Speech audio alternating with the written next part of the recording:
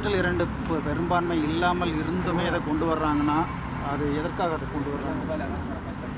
ஒருவேளை முக்கியமான சில விஷயங்களிலிருந்து வந்து மக்களுடைய கவனத்தை திருப்புவதற்காக கூட இருக்கலாம். அதை தாண்டி எப்படியும் வந்து தன்னால் நினச்சதெல்லாம் சாதிச்சிட முடியும் அப்படிங்கிற ஒரு மனநிலையிலே கொண்டு வரப்பட்டதாக கூட இருக்கலாம். ஆனால் தொடர்ந்து திராவிட முன்னேற்றக் கழகத்தின் தலைவர் நம்முடைய முதல்வர் அவர்கள் இதை எதிர்த்து கொண்டு தான் இருக்கிறோம், எதிர்ப்போம். இப்போ ஜேபிசிக்கு போகும்போது எந்த அளவுக்கு இதை எதிர்ப்பு தெரிவிக்கிறதுக்கான வாய்ப்பு? ஜேபிசியில் வந்து அடிப்படையில் ஒரே இது வந்து ஒரு நாடு ஒரு தேர்தல் அப்படி தான் அந்த மசோதாவுடைய அடிப்படையே. அதனால் நிச்சயமாக அந்த அடிப்படையையே நாம் எதிர்க்கிறோம் இல்லையா?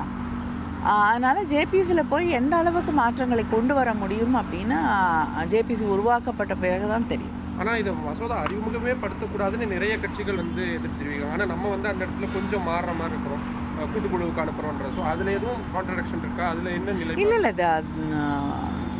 ஜேபிசிக்கு அனுப்புகிறேன்னு சொல்லியிருந்தாலுமே இது வந்து திராவிட முன்னேற்ற கழகம் முற்றிலுமாக எதிர்க்கக்கூடிய ஒரு மசோதா தான்.